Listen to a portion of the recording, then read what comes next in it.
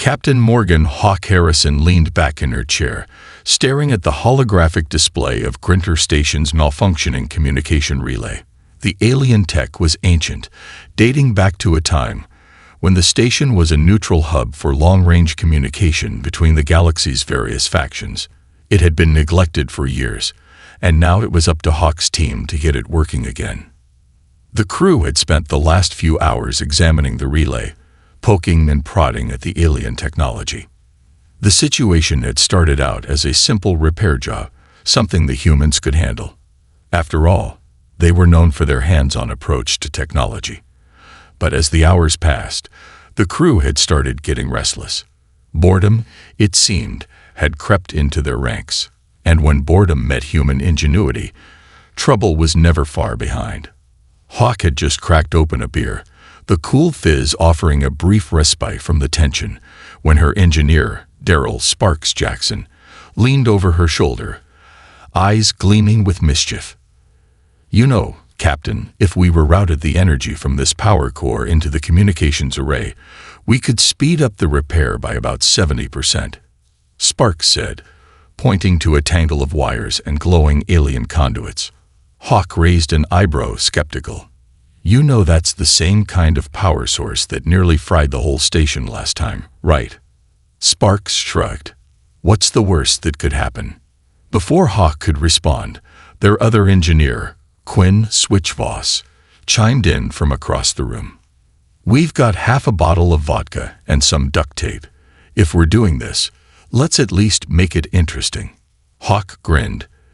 It wasn't the first time her team had gotten into trouble by trying something too bold, too crazy, but there was something about being so far from the nearest human authority that made the idea of reckless experimentation alluring. The temptation to show off their creativity and defy the predictable way of doing things was almost too great. All right, Hawk said, holding up her beer in mock surrender. "Let's do it. But if this station blows up, I'm putting it on your report." Sparks raised his own beer in a salute. "Deal." The crew got to work. They bypassed safety protocols, rerouted power through makeshift connections, and applied a healthy dose of humor and disregard for proper procedure. Sparks clamped the wires together with his usual flair, while Quinn set up the backup system, jerry-rigging it with a touch of human ingenuity that made even Hawk's usually cautious mind buzz with excitement. It wasn't long before the whole station shuddered, as if it sensed what was coming. The power core hummed ominously, and then, a flash of blue light. Too bright to be anything good. Sparks cursed, diving toward the emergency shutdown. But it was too late. The power surge and a shockwave of unstable energy ripped through the station, sending alarms blaring and lights flashing red. The station's hull groaned, creaking under the strain. Hawk's mind raced. "Everybody, get to the escape pods," she barked, but as her crew scrambled, she couldn't shake the feeling that the galaxy was now watching. Every action, every mistake, would echo across the stars. They had crossed a line now, and there was no going back. "Hold my beer," Hawk muttered under her breath, as she grabbed her comm device and hit the emergency distress signal. The flash of light from Grinter Station's explosion echoed across the galaxy, its shockwave reaching the farthest corners of space.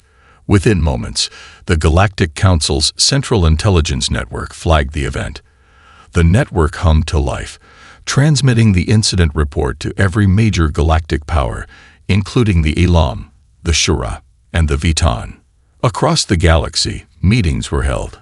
The Council, a loose coalition of the most powerful species, had been on edge about humanity for months. The reports were piling up. Human interference in ancient relics, unpredictable combat strategies, rogue colonies, and now, this. The incident at Grinter Station was the final straw. In the high chambers of the Galactic Council, a meeting was called. Representatives from each species gathered in a massive hall with walls adorned in holographic tapestries, each displaying a history of galactic treaties and alliances. Among them stood the tall, serpentine figure of Krax, the Shura representative, whose 6 eyes narrowed in frustration. Beside him, The Elam diplomat, Terrace, adjusted his ancient robes. The Elam, while a wise species, had never fully understood human behavior, and this latest incident only confirmed their concerns. "I told you," Krax hissed, his voice sharp and venomous. "The humans are a threat. We should have destroyed their colonies years ago, before they had the audacity to make contact." Terrace, whose race had seen centuries of galactic peace, sighed. "Their nature is chaotic, yes, but they possess something none of us have: adaptability. Their unpredictability might be dangerous, but it also makes them hard to predict." "And that's the problem," interjected Zenth, the Vitan representative, whose race prized order above all else. "This is not the first time a human has caused problems by not following the rules. It must stop now, or it will destroy the fabric of our galactic unity." A holographic projection flickered to life in the center of the room. It displayed a detailed report of the explosion at Grinter Station, followed by a transcript of Captain Harrison's final transmission. The words were clear, even in their simplicity. "Hold my beer." The room fell into an uneasy silence. It was a phrase that had come to symbolize everything the Council found dangerous about humanity: irreverent, fearless, and utterly unrestrained. Suddenly, the transmission switched to a live feed, and Jake Jester Hayes, humanity's ambassador, appeared on screen. His scruffy hair and mismatched jacket were the least of his worries. He raised his hands in an exaggerated gesture of peace. Now, before we all start thinking the worst, let me just say, we didn't mean for the station to blow up," he said with a grin. "I mean, who knew the power core would react that way? Besides, the repairs are still gonna be top-notch, just with a little more flair." Krax hissed. "This is no time for humor. Your species' actions are destabilizing our entire galactic structure." Ambassador Hayes shrugged. "Hey, look, we didn't mean to wreck your peace and quiet. But if you think about it, you kinda owe us. We just showed you that anything can happen. Even a disaster can turn into an opportunity." Terrace exchanged a wary glance with Zenth, then turned back to the screen. "Humanity's reckless nature has now cost us all. We cannot allow this behavior to continue." Before they could respond, Hayes, with a half-grin, added, "Well, if it helps, we'll tone it down. Maybe just a little bit. But seriously, I think you all need to lighten up a bit." The Council was silent. Then, with a shared sigh, they turned to their final resolution. "Humanity's behavior is now classified as a red-level threat," Zenth announced coldly. "Further transgressions will be met with consequences." As the feed cut off, the room buzzed with tension. Hawk Harrison, wherever she was probably cracking open another beer right now, her signature phrase echoing through the galaxy's most powerful halls. The message was clear: humanity wasn't going anywhere, whether the galaxy liked it or not. The Galactic Council's new designation of humanity as a red-level threat did little to calm the already volatile tensions in the galaxy. In fact, it did the opposite. The ripple effect of the Council's decision was felt immediately. The Brixar Empire, a brutal militaristic species known for their aggressive expansion, saw an opportunity. To the Brixar, the humans were a strange, unpredictable species, but one whose rise could either be crushed before it fully bloomed or co-opted into their vast empire. They chose the former. The Brixar leaders saw humanity's chaotic nature as a weakness, believing that no civilization so disorganized could pose a legitimate threat. They underestimated humanity's capacity for adaptation and sheer willpower. Admiral Rorik, commander of the Brixar fleet, had dealt with rebel factions and wildcards before, savage species that fell apart under pressure. He expected humanity to do the same. But this time, something was different. The Brixar Armada, a fleet of massive warships and advanced battle drones, descended upon humanity's outer colonies in the Epsilon Quadrant. The humans, still reeling from the Grinter disaster, were caught off guard by the sheer size of the Brixar invasion. But they had one thing the Brixar didn't expect: the ability to turn disaster into opportunity. Admiral John Grizzly Thompson, a veteran of numerous scrappy battles, took charge of the defense. His fleet was small compared to the Brixar juggernaut, but humanity had never been one to back down from a fight. Thompson had fought in wars before, but this was different. The Brixar didn't understand how humans thought, how they fought. It was a battle of unpredictability versus brute force. All ships, scatter. Thompson barked over the comms as his fleet scrambled into defensive positions. The human ships, small and heavily modified, darted around asteroids and debris fields. They were the opposite of the sleek, heavily armored Brixar warships.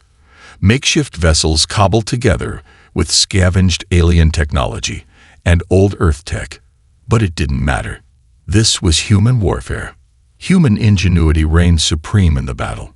The Brixar fleet moved in formation, their weapons designed to obliterate organized forces. But humans weren't organized. They were everywhere.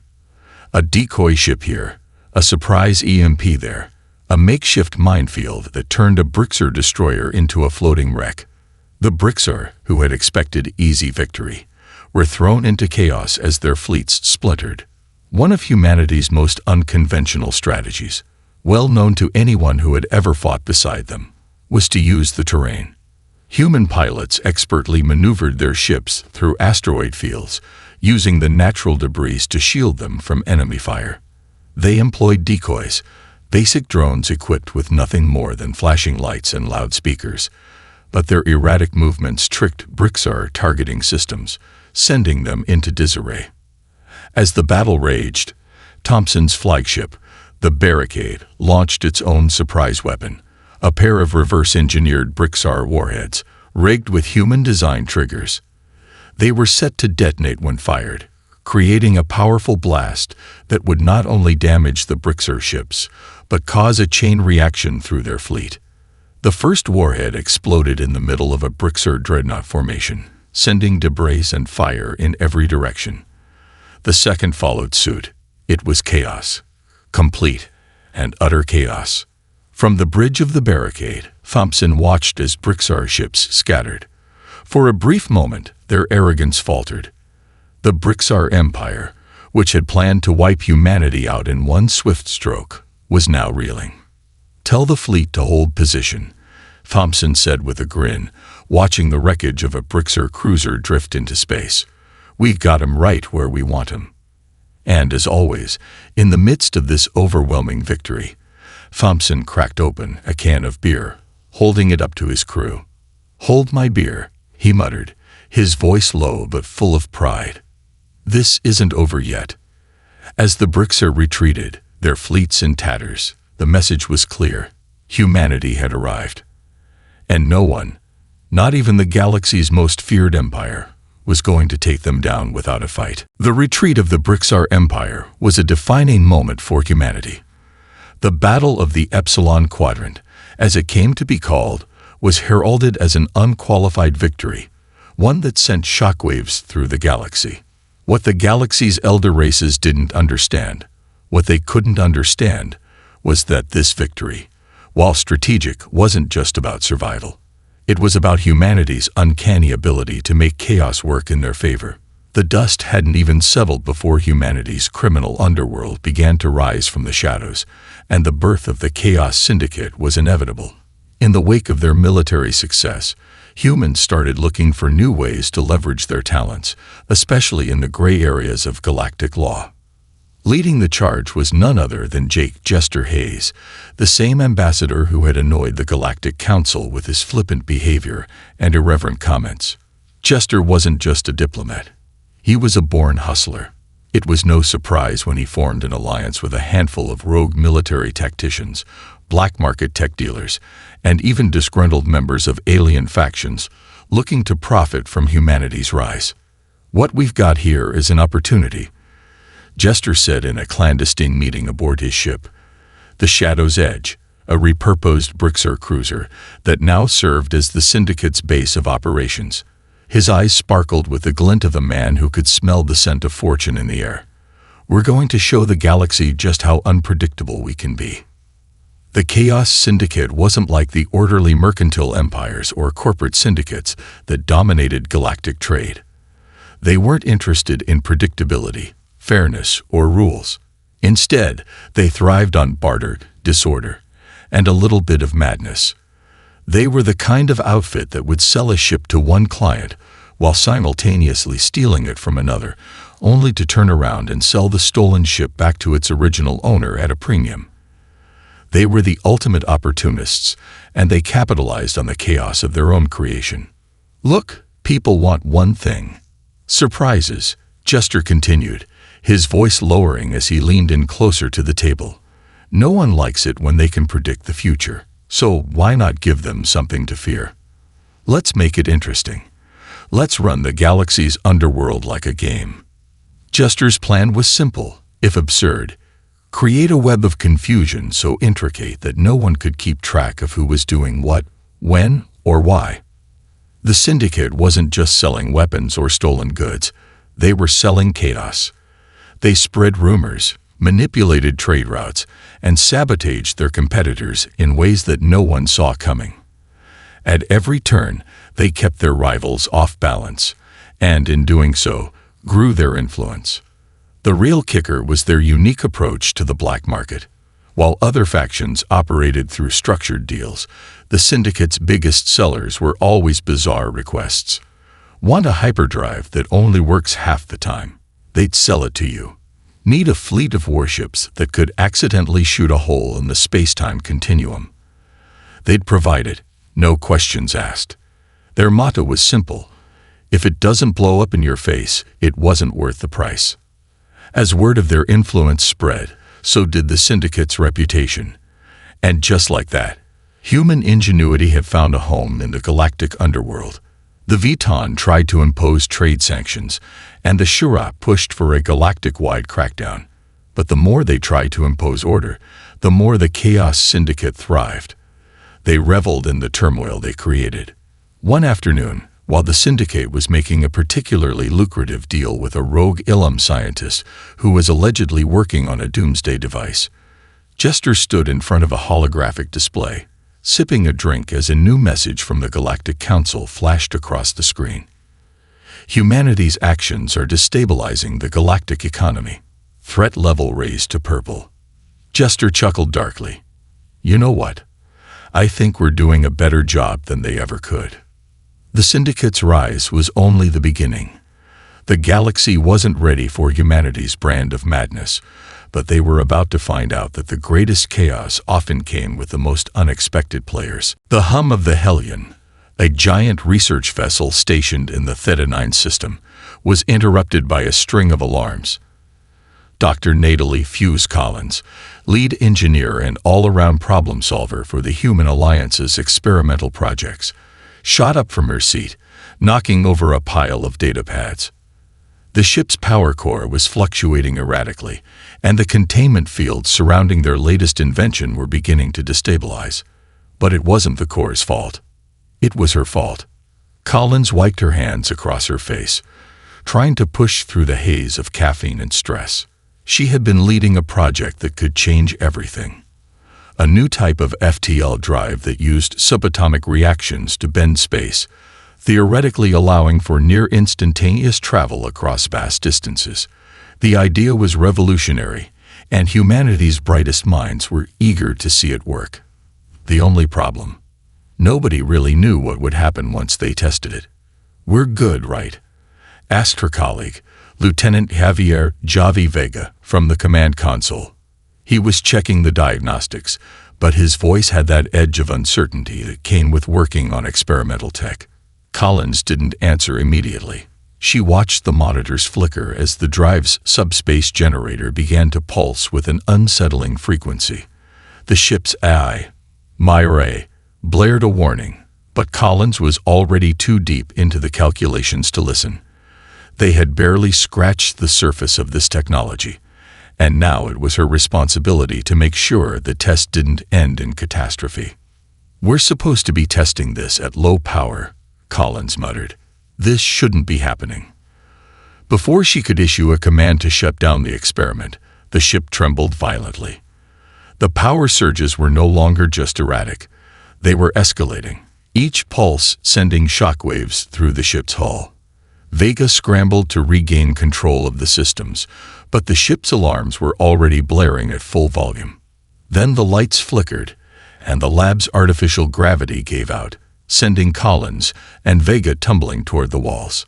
"Shut it down now," Collins shouted, her voice hoarse as she pushed herself back toward the console, fighting the disorientation. She was already pulling up emergency overrides in the system, but the subspace generator had gone critical. The power spikes were no longer isolated to the ship. The fabric of space-time itself was being affected, ripples spreading outward like waves in a pond. Vega's voice was frantic. "It's too late, Dr. Collins. The field's going to collapse any second. We're..." The ship lurched violently, and the whole lab seemed to go weightless for a terrifying moment. Then, with a blinding flash, the energy released by the unstable drive tore through the fabric of space. For a split second, time itself seemed to stutter, as if reality had hiccuped. In the chaos, Collins's mind raced.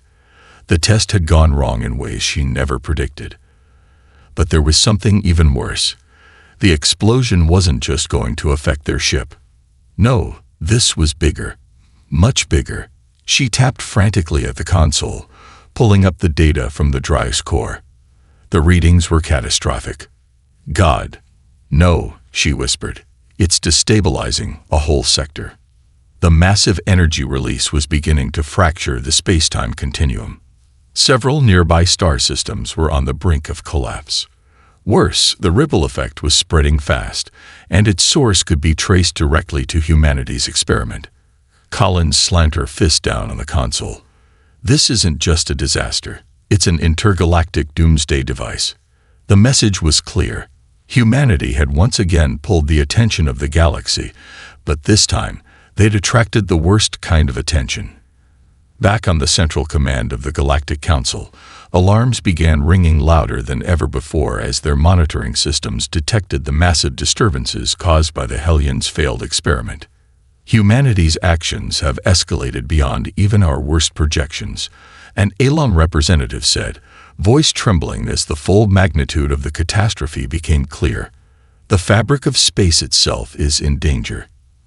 At the same time, aboard the barricade, Admiral Thompson cracked open another beer and watched the unfolding chaos on his own screen. The chaos of an experiment gone wrong. One he couldn't possibly fix. "Hold my beer," he muttered under his breath. The galaxy was thrown into turmoil. The catastrophic failure of the Hellions' FTL drive had triggered a chain reaction, creating a massive rift in space-time that threatened to unravel entire sectors of the galaxy. Star systems were disappearing, swallowed by an event horizon that no one fully understood. Some theorized it was a black hole, others a rift into another dimension. Regardless of its origin, it was a disaster of unprecedented scale. And at its heart, the source was clear: humanity's own reckless experimentation. As the rift expanded, so did the chaos. Entire star systems began to collapse into themselves, disappearing without a trace. The galactic economy came to a screeching halt as trade routes were severed. Billions of lives were at risk, and despite the best efforts of the Galactic Council, there was little they could do. The rift was growing too quickly, destabilizing everything in its wake. In the heart of the Council's emergency meeting, chaos reigned. Representatives from all factions were in a frenzy, pointing fingers and accusing one another, but there was one truth that could not be ignored. Humanity had inadvertently caused the crisis, and now they had to face the consequences. "I told you this was a mistake."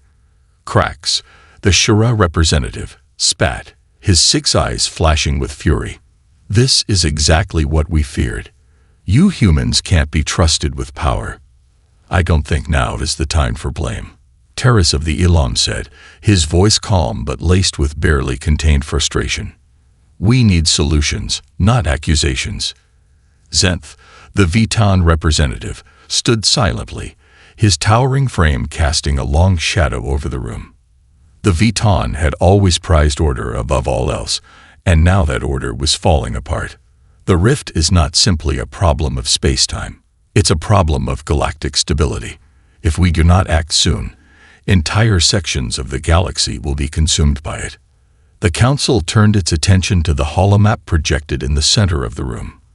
The rift was visible now, a swirling mass of distortion that seemed to pulse with unnatural energy. It was not only growing, it was moving, expanding at an alarming rate. And at its center, humanity's failed experiment loomed like a black mark. Ambassador Jester Hayes, who had managed to keep a surprisingly low profile through the ensuing chaos, suddenly appeared on the Council's emergency channel. His grin was as wide as ever, though there was a hint of unease behind his eyes. He stood in front of a window, watching the massive gravitational anomaly as it devoured another uninhabited system. "Look, I know this looks bad," Jester said, his voice surprisingly serious. "But we're not the only ones who have a stake in this. I'm not going to sugarcoat it. We made a mistake. A huge one. But we're going to fix it. We just need to get our hands dirty." Behind him, human engineers were already hard at work, poring over simulations and reconfiguring their own experimental tech in a desperate bid to stabilize the rift. It was a long shot. A long, dangerous shot, but humanity's ingenuity was all they had left. "We've got a plan," Jester continued, a flicker of determination in his eyes. "We've got a way to close the rift. It's going to take a hell of a lot of power, but we can do it. And we're going to need every one of you to make this work." The Council sat in stunned silence for a moment. The stakes had never been higher. Humanity had started this mess, and now, whether they liked it or not, they were going to have to clean it up. But this time, it wasn't just a matter of survival. It was a matter of redemption. And as Jester turned to leave the Council's comm channel, he muttered, "Hold my beer. It's going to be a hell of a ride." Back on the barricade, Admiral Thompson cracked open a fresh beer. It was as if the universe was giving him no choice but to double down on the chaos he had helped create. But the stakes were real now. The rift wasn't just a problem. It was a race against time. And humanity, for all its reckless impulses, was determined to prove that they could outsmart even the most deadly forces in the galaxy. One thing was certain: they weren't going to let the galaxy unravel without a fight. And this time, they would need every ounce of that unpredictable, chaotic spirit they were so known for. The rift had reached critical mass. No longer confined to the Theta 9 system, it was spreading rapidly, swallowing star systems like a cosmic vacuum. Entire sectors had gone dark, and the once vibrant trade routes were now barren, leaving nothing but chaos in their wake. The Galactic Council, now working with humanity's best engineers and scientists, had only one chance to fix the mess, but the window of opportunity was closing fast. The plan was simple, too simple, some might say, given the stakes. Humanity's experimental FTL drive was the key to closing the rift. The same technology that had caused the disaster could now be used to reverse it. But that meant recreating the original conditions, something that terrified even the most experienced scientists. They would have to fire up a second, even more powerful drive, on purpose, and send a massive pulse of energy into the rift, forcing it to collapse in on itself. The risks were astronomical. They could make the rift worse, or worse yet, cause a chain reaction that could tear apart an entire arm of the galaxy. But there was no choice. The rift had to be sealed. Admiral Thompson stood at the helm of the barricade, the flagship of humanity's fleet. His ship was one of the few still capable of operating, having avoided being caught in the rift's pull by sheer luck. The mission was clear: protect the Hellion as it traveled to the rift's core, where the FTL drive would be activated in a last-ditch effort to close the breach. With time running out, he'd called in every last available human ship, scrappy, patched-together vessels that would follow the Hellion into the heart of the anomaly and act as backup. "All right, people, listen up," Thompson's gravelly voice echoed through the comms as he addressed his crew. "We've got one shot at this. There's no second chance. That rift out there, It's the worst thing that's ever happened to us, but we're gonna close it or die trying." He took a long swig from his beer, pausing for a moment to savor the bitter taste. The crew, having grown accustomed to their captain's unconventional leadership style, gave a low chuckle, though the tension in the air was palpable. "On your marks, get ready to hold that beer," Thompson muttered under his breath. "It's about to get real." Meanwhile, aboard the Hellion, Dr. Natalie Collins was struggling with her own demons. She'd been the one to design the drive. She had been the one to push for its experimental use, and now it was her responsibility to make it work. She stood in the heart of the ship's control room, staring at the massive schematic for the rift closure protocol. Sweat dripped down her face as she activated the countdown. "Rift drive is online," Collins reported to Thompson. Her voice was steady, but beneath the calm surface, her stomach churned. "Power levels are spiking. We're running out of time. We need to fire now, or it's all over." The crew on the barricade had already engaged their weapon systems, preparing to defend the Hellion and keep the Brixar Empire and other opportunistic factions at bay. This wasn't just a mission to save humanity, it was the final chance to prove their worth to the galaxy. Humanity had caused the disaster, but now they had the chance to undo it. The final countdown began. 5, 4, 3. The tension was suffocating. The rift's pull was already distorting the fabric of reality around them, making even the simplest calculations a maddening game of chance. Thompson stood on the command deck, staring into the swirling chaos of space. The weight of the moment was heavy, but his eyes burned with determination. 2, 1. "Fire," Collins ordered. A blinding flash of light erupted from the Hellion's core, sending a shockwave through the fleet as the pulse of energy shot toward the rift. The galaxy held its breath. As the pulse reached the rift's event horizon, it collided with the dark energy, creating an explosive burst that lit up the stars like a nova. For a moment, everything went still, an eerie silence that seemed to last forever. Then, as if time itself had been bent and broken, the rift began to contract. Humanity had done it. They had closed the rift.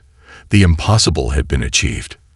But even as the galaxy breathed a collective sigh of relief, Admiral Thompson's mind was already turning to the next chapter. The galaxy had seen the madness of humanity, but now they had seen their brilliance as well. And for better or worse, humanity was here to stay. The rift was gone. The galaxy had watched in stunned silence as humanity's desperate gamble paid off. The pulse from the Hellion had shattered the event horizon, forcing the chaotic energy back into itself until the rift collapsed entirely. Star systems that had been on the verge of being consumed by the anomaly slowly began to stabilize. The gravitational waves and distortions faded, leaving behind a silence so profound that it felt as though the universe itself was holding its breath. For a brief moment, the galaxy believed it had been saved, until the message from the Galactic Council arrived. Humanity's actions, though miraculous, had not gone unnoticed. The Council's emergency session, which had been filled with skepticism and accusations, was now filled with uncertainty. A series of encrypted transmissions flooded the Council's communications channels. "What do we do now?" Terrace, the Elam representative, asked with a trembling voice, eyes glued to the holomap of the now stabilized sectors. "The rift is sealed, but the damage has been done." Zenth, the towering Vitan representative, was less diplomatic. "This incident cannot be brushed aside. The galaxy almost ended because of humanity's arrogance. We cannot allow such recklessness to go unpunished." Krax, the Shura delegate, nodded gravely. "The entire galactic economy has been destabilized. Billions of lives were at risk. And yet, among all the condemnation, there was one undeniable fact. Humanity had saved the galaxy. The rift might have been caused by their failed technology, but it was their daring actions and unfathomable ingenuity that had closed it." In the halls of the Galactic Council, a quiet voice suddenly cut through the noise. "We will make this work." Jester Hayes stood, having commandeered an emergency channel from the barricade. His trademark grin was gone, replaced by a solemn expression. This isn't just about saving face or pushing some agenda. Humanity has shown that we can fix what we break.